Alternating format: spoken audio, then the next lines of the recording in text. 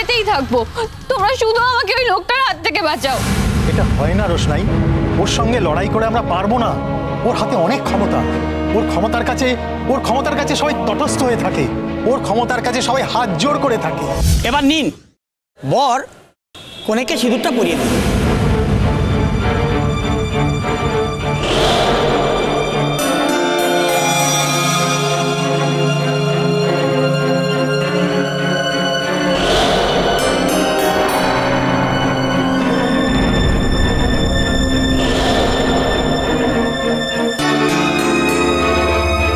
রোশনাই, ঘুমটাটা তোল মা, তোল।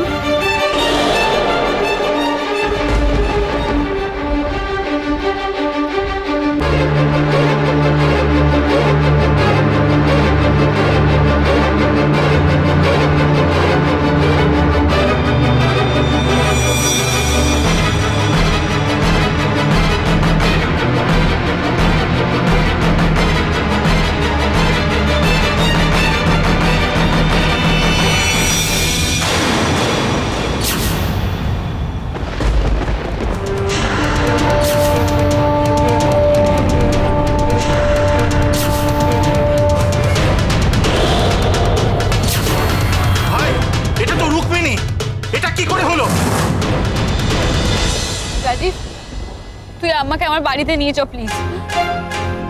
ভয় পাস না রোশনাই, আমি জানি তোর সঙ্গে আমি খুব খারাপ ব্যবহার করেছি সেদিন যখন তুই আমার বাড়িতে এলি। আই এম সরি কিন্তু কিন্তু বিশ্বাস কর, আমি যা করেছিস তার পিছনে একটা কারণ ছিল। তোর সেফটির জন্য আমি তোর থেকে দূরেছিলাম। তুই প্লিজ আমাকে ভুল বুঝিস না, প্লিজ প্লিজ। লেটস গো, এখানে আর থাকা যাবে না, চলো চল।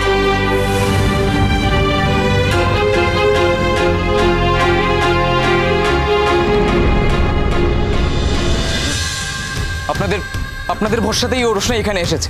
রাজেশ ভাই ডেরা থেকে কোনোভাবেও জীবন নিয়ে ফিরে এসেছে। আপনারা যদি রোশনাইকে ভালোবেসে থাকেন তাহলে প্লিজ রোশনাইকে রক্ষা করবেন। আমার কোনো উপায় নেই, আমার যদি উপায় থাকতো তাহলে আমি রোশনাইকে নিয়ে যেতাম। আমাদের একটা প্রস্তাব আছে। কি প্রস্তাব? আমি আমার ঘরেতেই থাকবো, তোমরা শুধু আমাকে ওই লোকটার হাত থেকে বাঁচাও। এটা হয় না রোশনাই, ওর সঙ্গে লড়াই করে আমরা পারবো না। ওর হাতে অনেক ক্ষমতা, ওর ক্ষমতার কাছে সবাই তটস্থ হয়ে থাকে, ওর ক্ষমতার কাছে সবাই হাত জোড় করে থাকে। আমরা তো কি করে বাঁচাবো রে মা? শোন রোশনাই, শোন মা, বলছি রাজেশ ভাইয়া পারে না এমন কোনো কাজ নেই, ও ভয়ঙ্কর একটা মানুষ। তাহলে তোমরা কি বলছো? আমাকে এখান থেকে চলে যেতে? কোথায় যাব আমি? তাহলে কি ওটাই আমার নিয়তি ছিল? ওই লোকটার সাথে আমাকে থাকতে হবে সারা জীবন, ওর কৃতদাসী হয়ে? না, তা থাকবি কেন? আমি বাবুকে বলতে চাই, তুমি ওকে নিয়ে এখান থেকে আজই চলে যাও। আমি